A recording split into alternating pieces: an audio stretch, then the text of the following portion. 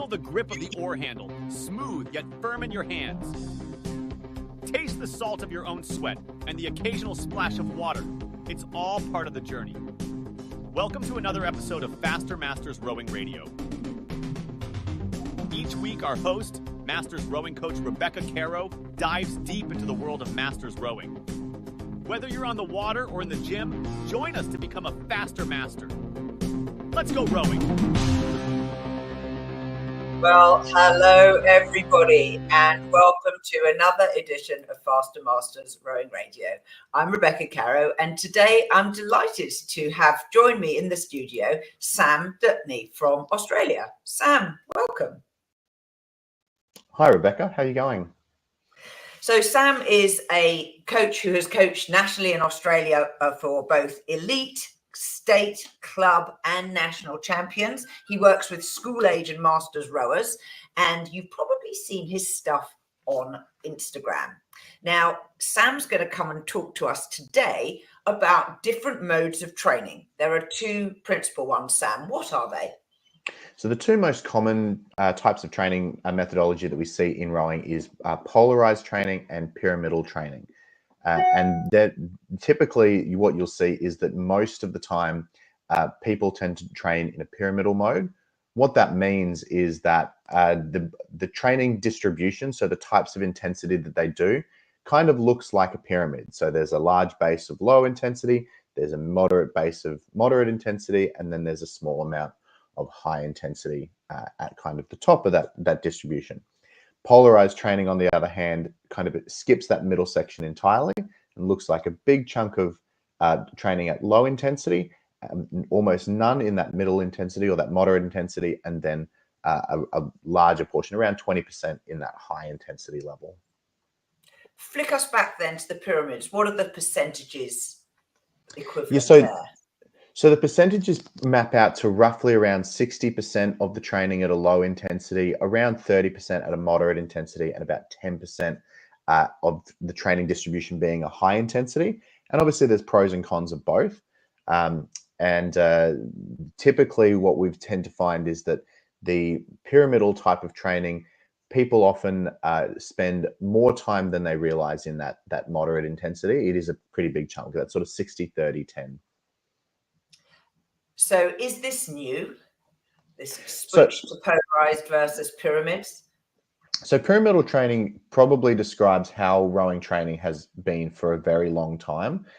Certainly it was first sort of set up in this way in around the 1930s, was when they first started to design training programs that broadly followed that kind of design.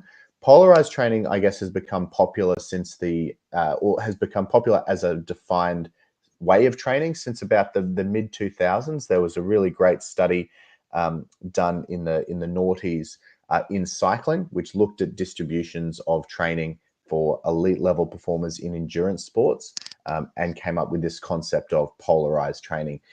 It kind of reflected what a lot of endurance sports, not necessarily rowing, but what a lot of endurance sports were already doing, but hadn't been, I guess, defined as being a particular structure until that study in the noughties. And of course, like a lot of sports science, they focus on elite athletes when they're trying to form a new way of thinking. So people were already doing this polarized training at that noughties study. Yeah, at an elite level, that was something that was already happening in endurance sport, but hadn't kind of, as you say, it first the research gets done at elite performers because, as we know, as people who work with masters, there's not always the attention given to areas that aren't elite sport.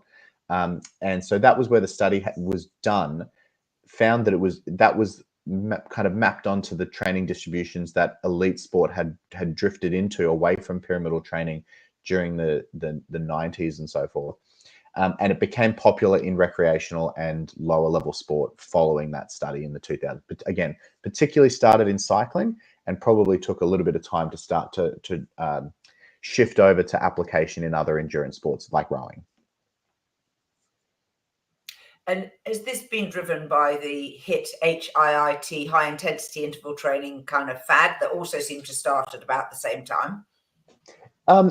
To an extent, they kind of map on together in a similar way, and the benefits of polarized training kind of link well with those benefits of high intensity interval training, because what drives the although when you look at a polarized training model and you see this big distribution of low intensity training with this small distribution of high intensity, what is really driving it is actually those high intensity sessions. So there's a lot of similar results that you see from high intensity interval training, HIIT training, and polarized training, because the top level of the training is very similar. It's about efforts that are at or near maximum intensity. What is different about polarized training versus HIIT training is that rather than just looking at 3 sessions of high intensity interval training, or 2 sessions, whatever it might be for an individual, and then rest in the remaining time, is it fills that remaining space with any other sessions being at a low intensity. And where that matters for rowing is because obviously there's a huge amount of rowing performance that comes from time in the boat and efficiency of movement and all of that kind of thing, which you can't develop just by doing HIIT training in rowing. You need to spend time moving the boat, moving efficiently, and developing that skill of being able to do that. And in a polarized model, that takes place in those low intensity sessions. So in a pyramidal model, which was the model that had been popular prior to polarized training kind of coming onto the scene, was that you still did a similar kind of thing with that low intensity, but there was a lot less high intensity, a lot less of that peak maximal effort compared to both HIIT training and polarized training. So 2 different modes. How should someone listening to you today choose which one is right for them? So I think probably the best thing for people to do is to look at, number one, is their available time. So if you can only train a couple of times a week, let's say you're only able to get on the water or on the oak 3 times a week, I would probably actually recommend that they look at closer to a HIIT program. Maybe with one of those sessions, if it's only 3, being a low intensity session, so they can develop that rowing specific movement and efficiency while still giving some aerobic benefit. But if they want to improve performance physically, they probably need to do those 2, 1 to 2 high intensity sessions. If they've got a little bit more time, if you're looking at 4 or 5 sessions a week, then a polarized model is probably going to be more suitable. Where pyramidal training still has a really important place, and I'm not here to sort of say that it doesn't, because I think a balance is always right. Pyramidal training is often really effective in the early season, and what we're in now, we're coming into head racing season in most places around the world, because you're not trying to operate at that maximal intensity. Even though you're giving your best effort in a head race, you're not operating at 36. You're not operating at that real peak power performance. And that's where that moderate intensity in pyramidal training can actually be really effective, because it is a bit more specific to what you're actually doing with your regattas and racing at this kind of time of the year. And there was a really great research paper in 2022, which admittedly looked at runners, but it looked at pyramidal and polarized training over a 16-week period. It had, some people who did pyramidal for 16 weeks, polarized for 16 weeks, pyramidal for 8 weeks, then polarized for 8 weeks, and polarized for 8 weeks, and pyramidal for 8 weeks. And they were all exactly the same results except for one. And that was the one when they shifted from pyramidal training after 8 weeks into a polarized model. So when you're building your season, doing a pyramidal program at this kind of time of the year can actually be really effective if you then transition it into a polarized training once you get past head racing season. So for sprint side-by-side racing and your Yes, exactly. number 1 event, so don't change anything until you're ready to move into your straight line racing. Yeah, absolutely. But the key thing is that when you make a shift into polarized training, is the hard sessions have to be really hard and the easy sessions have to be really easy. And the reason for that is if you train hard, like really hard, more than every 48 hours, your body just physiologically doesn't recover in time. I often say to people, if you think you're training really hard more than every 48 hours, you're actually not training as hard as you think you are. Well, there's a good catchphrase. So are you using this with your high school crews? Yeah, so to go back in time, I implemented this change a number of years ago in the program that I was running in Australia. And at that time, it was a really big schoolgirl program that had it had never won the first 8 at the head of the river. We made that shift, and in a 2-year period from that change, we went on to win the head of the river for the first ever time, which was fantastic. But it definitely it applies to high school kids. It applies to masters rowers, absolutely. And I often think that as we get older, and something that I'm experiencing myself now in my 40s, you don't recover as well as you used to. And that's where polarized training can be really, really good, because the sessions that aren't high intensity are at a lower intensity. And by cutting out that moderate zone, that gray zone in the middle, you recover much better. And that allows you to execute high intensity sessions to a better standard, but also just to recover generally a bit more and be able to enjoy your rowing along the way, not be fatigued constantly.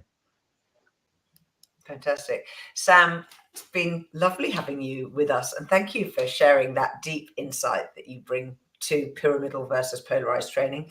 Please tell the listeners where they can connect with you online. Yeah, absolutely. If you're interested in finding out more, I post regularly on Instagram between 6 and 9 times per week.